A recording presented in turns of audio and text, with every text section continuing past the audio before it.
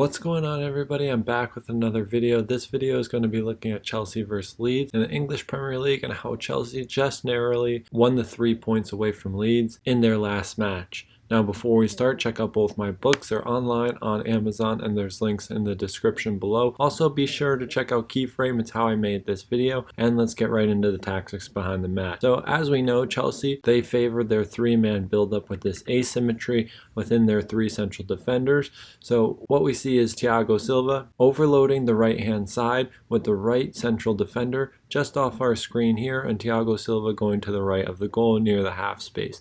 Then we have the double pivot of Jorginho and Ruben Loftus-Cheek to then create access into these areas. Now, what Leeds did was quite interesting in their press, and it was a little bit different from how we've seen teams play against Chelsea this season. And what I mean by this is simply Leeds played with two wide forwards in their defensive phase, starting around the orientation of the wide central defenders. From these positions, these Leeds players would then press narrow and force the central defender to play through the central third. So then we would have our strong man orientation from the Leeds United team in their defensive organization phase and try and close down and put a challenge in to then win the ball going forward in the final third.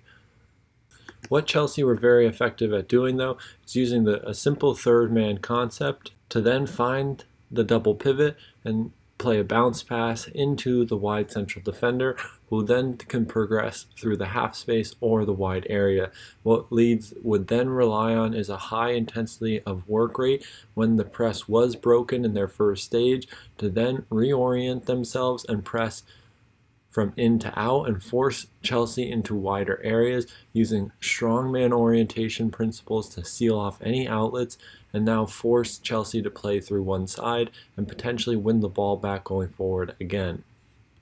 So now in the midfield third, we have Chelsea's back three, and because of the numerical advantage the team in possession has against a team like Leeds United, who like to play with a +1 numerical advantage in their last line of defense, this creates very clear opportunities in their build-up phase.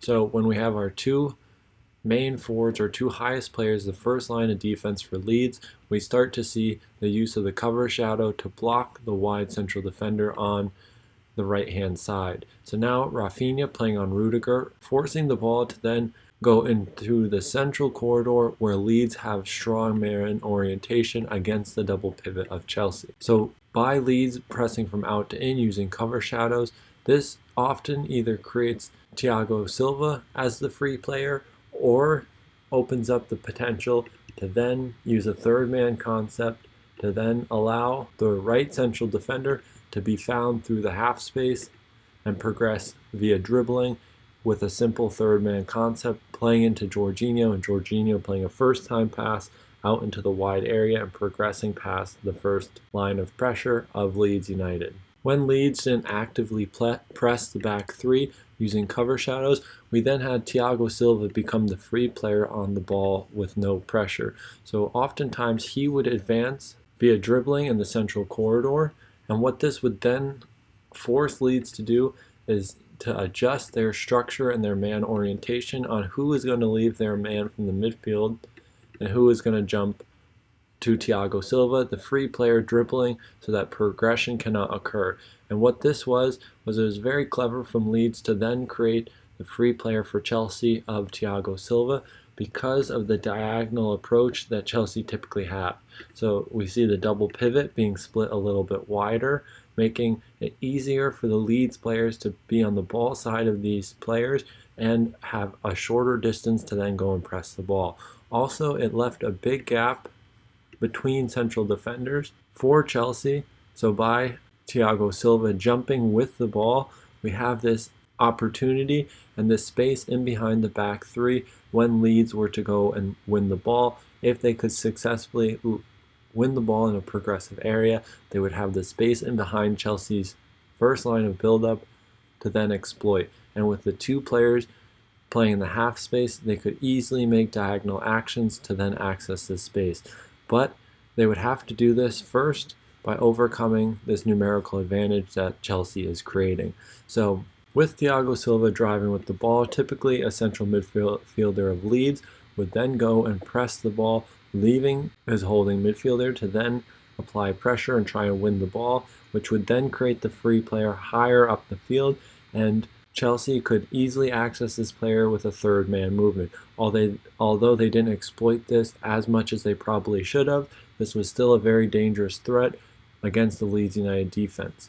And then we also saw the approach from the wide area of Reece James, often narrowing his position to affect the defense and the fullbacks of Leeds United, forcing them to play in a much more narrow position. Now, Leeds United in build-up, they built with two central defenders being split by their goalkeeper, and they had dual width on either side, with their fullbacks and their wingers then occupying the wide area with a lone holding midfielder of Adam Forshaw, who is just off our screen, starting higher up the field to then create more space for himself to then drop into and gain more space when he does receive the ball. This makes it harder for Chelsea to use their cover shadows to block entry passes into the midfield third. Now finally we see Adam Forshaw gaining possession of the ball, and we start to see the natural passing options that we have from Leeds United against the Chelsea team. So by having a three-man front line and a 5-2-3 for Chelsea, we start to see the natural diagonal passes that are created into the holding midfielder, and with a deeper wide fullback, it adds a sense of security for Chelsea in their initial build-up. If they were to lose the ball, they would have their back four and holding midfielder to then quickly drop and protect the dangerous areas from being exploited by Chelsea. And then from here was a platform where they could then use midfield rotations and players in wider areas coming more narrow to then easily try and progress the ball in a very direct and vertical fashion from Leeds United. And that's going to wrap up our analysis for today. Hope you guys enjoyed it, and I'll see you in the next one.